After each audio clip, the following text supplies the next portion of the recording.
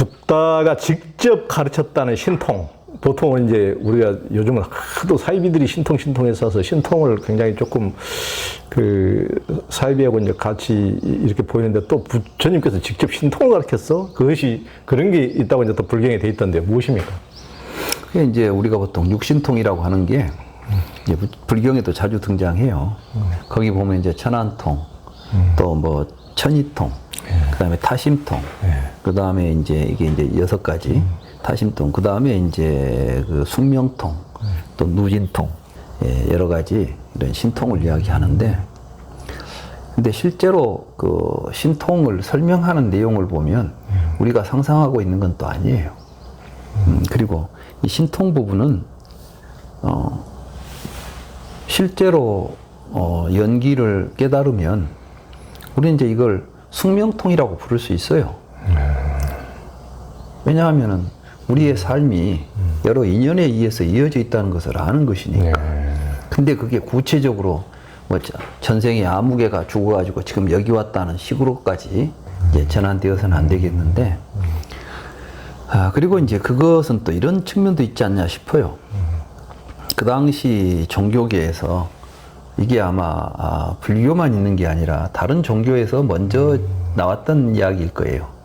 신통력이라는 건. 그런데 너희는 없냐 이런 이제 이야기가 되죠. 그런 게 한 예로 부처님께서 어느 마을에 가니까 어떤 사람이 와가지고 지금 한참 부처님에 대해서 관심이 많습니다. 이 동네 사람들이. 이때에 부처님께서 제자를 시켜가지고 신통력, 기적을 한번 보여주면 사람들이 얼마나 당신에게 많이 귀하겠습니까? 그러니까 누구 시켜가지고 뭐 신족통을 한번 보이라 할지. 신족통이라는 건 하늘 날아다니는 거 아니야. 이게 막 인력을 무시하고 날아다니는 신통력을 한번 보여주면 좋지 않겠냐. 그러니까 부처님께서 만약에 그거 하면 사람들이 그걸 그 수행을 통해서 신통했다고 하겠냐. 이 요술쟁이가 지금 속임수로 요술 부린다고 하지. 이제 이런 식으로 해서 그 신통에 대해서 부처님이 나는 그래서 내 제자들한테 신통을 보이지 않도록 가르친다 이렇게 말씀하셔요. 이것은 무엇을 의미하냐 하면 그 당시 사람들은 이제 큰 도를 성취해서 뭐 아라한이 됐다 그러면 당연히 뭐 신통을 부려야 된다는 것을 상식적으로 생각했던 것 같아요. 근데 부처님 내가 볼 때는 불교 공부해가지고는 그 신통력 공부가 안 돼. 4년째 수행을 했는데 갑자기 몸이 하늘로 날아다니는 일이 벌어지겠어요? 그거 안 되지. 그렇기 때문에 이제 그것은 부처님이 이제 그런 이야기를 하죠. 다른 사람들이 하는 것보다 우리가 훨씬 더 뛰어난 신통력을 갖추고 있다라는 이제 이야기를 이제 할 때 은유적으로 사용된 표현들이 아닌가. 저는 이렇게 봅니다. 그리고 부처님께서 내가 뭐 신통을 부린다 그러면 어찌도 못해가지고 그런 소리 하면은 그 바라입죄이지 않아. 그냥 이제 쫓아내잖아요. 이런 것처럼 실제로 우리가 아나율존자가 천안제일이라고 모두 알려져 있지만 경전 속에서 아나율존자는 부처님한테도 꾸지람 듣고 또 사리불한테도 꾸지람 듣고 그 지천덩어리야. 자꾸 어디 가서 뭐 안 소리 하니까 왜 그 쓸데없는 소리 하고 다니냐고 꾸지람 들었던 사람이에요. 이제 우리가 그런 걸 좀 더 이제 봤으면 좋겠고 그 신통 그거 부리면 뭐 하겠어요? 난 그래. 신족통 그거 우리 날마다 우리 부리는 거요. 나 KTX 타니까 2시간 반에 부산을 가더라고. 그렇잖아요? 비행기 타고 가보세요. 그때 신족통 부린 사람이 이렇게 빨리 가겠어? 누가 그랬다 하지 않아요. 오랫동안 수행을 해가지고 나는 이제 드디어 무리를 걷게 됐다. 그리고 이제 자랑을 했대. 그러니까 다른 수행자가 너는 저 무리를 건너가려고 그 오랫동안 그 고생을 했단 말이냐. 나는 돈 몇 푼 주면 사공이 잘 건네다 준다. 네가 저 물을 건너가고 싶거든. 사공한테 뱃삭 좀 주면 금방 건너갈 것을 그 몇 년 동안 앉아서 수행해가지고 그 물 건너가고 싶어서 그 수행한단 말이냐? 한번 잘 생각해 봅시다. 그래. 우리가 수행하는 목적이 하늘 날아다니고 싶어서 하는 겁니까? 우리 삶 속에 깃들어 있는 고통으로부터 벗어나기 위해서입니까? 부처님은 항상 그랬잖아요. 나는 괴로움과 예. 괴로움, 소멸에 대해서 이야기한다. 딴 이야기 하지 말란 이야기 아니겠어요? 근데 자꾸 우리 불교계에서 그런 걸 가지고 사람을 현혹하고 예. 신통이 있는 것처럼 예. 나는 근데 내가 지금까지 또 일반 사람들보다는 내가 더 수행하시는 분들 많이 만났잖아요. 예, 그렇죠. 신통한 사람 하나도 본 적이 없어요. 그러니까 그러니까 그렇잖아도 제가 얼마 전에 인도에서 최고의 요기라는 요가의 신이라는 아yen가 밑에서 그렇게 오랫동안 수행하고 또 고행가 밑에서도 또 수행하고 많이 하신 분 제가 또 우리 유심증 인터뷰에 보면 나오는데 그 인도에서 그렇게 오랫동안 수행했으니까 진짜 그럼 조금 그 신통 비슷하게 하기라도 한 번이라도 본 적 있어? 직접 물어보니까 한 번도 없다고 그러시더라고.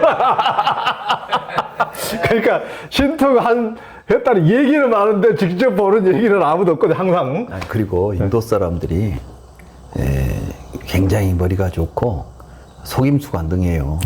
그래서 그 막 공중 부양했다는 이야기도 있고. 근데 그 뒤에 보면 다 참 얼척 없는 이야기들이야. 한때 그 의자에 붕 떠가지고 공중에 앉아서 이렇게 좌선하고 있는 사람이 있었어요. 그러니까 탁 이렇게 앉아 있는데 아무것도 없는 거지. 그래 전부 이제 그 사진도 찍고 막 난리가 났어. 근데 알고 보니까 철심을 박아가지고 그 위에다 의자를 만들어 놓은 거예요. 그리고 의자에 탁 앉았는데 옷자락이 착 땅에 들여져. 그럼 그 뒤에가 철심이 딱 버티고 있는 거죠.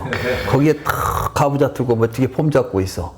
그러니까 이제 사람들은 그냥 이 마술사들이 더 잘한다니까 그거는. 그렇죠. 마술사들 마술하는 거 보면 아이고 진실 같아요, 거짓 같아요. 가짜 같으면 누가 속겠어요. 그렇죠. 진짜 같으니까 속지. 그래 전에 누굽니까 그 유리겔러인가? 그렇지, 이렇게. 그 사람을 상대로 해서 미국의 마술사가 그거 다 마술이다. 그러니까 조금 더 초능력은 없다. 이 사람이 그랬어요. 그래서 자기가 100만 달러를 걸었어.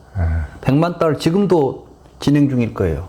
누구든지 내 앞에서 이게 초능력이라는 걸 내가 자기는 나 앞에서 하면 내가 네가 뭔 수를 쓴지 내가 다 밝혀내겠다는 거야. 내가 밝혀낼 수 없는 초능력을 보여준다면 100만 달러 주겠다고 걸어놨는데 유리겔러 보고 오라가니까 안 와. 그리고 아무도 아직까지 그 100만 달러를 타간 사람이 없어요.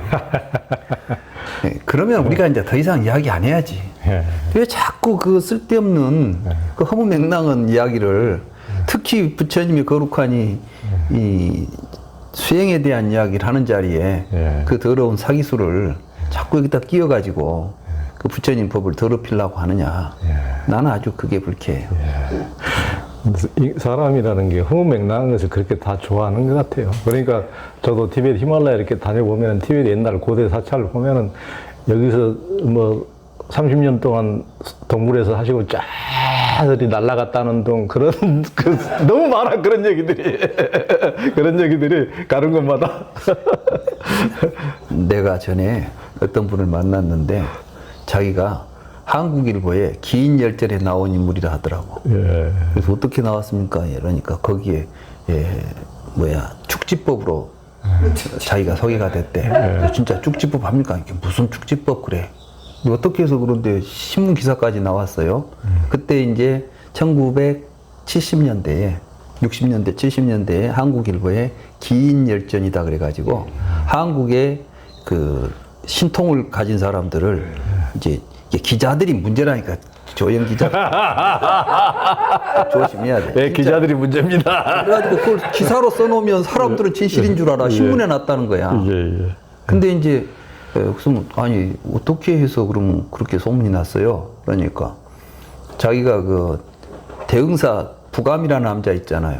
그 미륵불이 있는. 그렇죠. 그 부감에서 이제 생활을 했어. 근데 그 양반이 뭐냐면 그 박정권 때 민주화 운동하다가 도망당긴 사람이야. 그래가지고 이제 어디 수배돼가지고 도망다니다 나오고 이제 나한테 이제 와가지고 며칠 좀 숨겨달라 그래서 이제 나 자취원 집에 나랑 같이 지냈거든. 그러면서 이제 전형대 이야기 이런 이야기 저런 이야기를 많이 했지. 근데 그때 그 이야기를 하는 거야. 근데 그때 이제 고시 공부하러 오는 학생들이 있잖아요. 그 암자에. 자기는 이제 어디 올 때 갈 데 없으니까 이제 붙어 있는 처지고. 그럼 아침에 일어나서 옷가 신고 산행을 자기는 했다는 거예요. 그래서 이제 날마다 산을 다니니까 얼마나 산을 빨리 타겠어. 근데 또 산이라는 게 그렇습니다. 빨리 보이지만 사실 가보면 또 별로 안 걸려요, 시간이. 육안으로 보면은 엄청 멀리 보이는데 실제로 가보면은 한나절이면 왔다 갈 수 있는 거리이기도 해. 근데 이 사람은 이제 또 산을 자주 탔으니까 좀 발도 빠르겠죠. 그래서 아침에 이제 밥 먹고 점심 먹기 전에 산을 타고 오면 뭐 이제 자꾸 어디 갔다 왔냐고 물어보면 나 저기 갔다 왔으면 거기까지 갔다 왔어요. 금방 갔다 올 수 있어. 뭐 이렇게 대답을 했다는 거야. 그러니까 이제 이 애들 속에 야, 어떻게 저기를 한나절에 갔다 오냐. 이런 이야기가 되면서 이제 자연스럽게 뭐 축지법 쓰나? 뭐 이렇게 이제 이야기가 됐겠지. 그 이야기를 누가 이제 또 듣고 축지법 쓴다 하더라. 이제 사더라가 축지법 쓴다. 이렇게 돼가지고 이제 기자가 왔어. 근데 기자하고 이야기했는데 자기는 축지법 쓴다는 이야기를 해본 적이 없다는 거야. 근데 기자는 축지법 쓴다고 찾아왔는데 그냥 갈 수가 없으니까 대충 또 소설 하나 쓴 거예요. 그래가지고 이제 기사 하나 사람들 관심 끌려고 그 기인 열전이니까 기인들을 다 써야 되잖아. 그렇죠. 다 기인을 만들었어. 그렇죠. 그러고 보니까 기인 열전에 나온 건 기인이 있는 게 아니라 그 기자가 기인을 만들어냈더라고. 소설, 기자의 소설. 이런 게 지금 우리 주변에서 진실인 것처럼. 맞아요. 그래, 그래서 중요한 거예요. 언어가 되고 이게 어떤 기록물이 되면 이게 사람들에게는 진실인 것처럼 보이기 때문에 그 기록을 하기에 우리가 좀 신중해야 된다.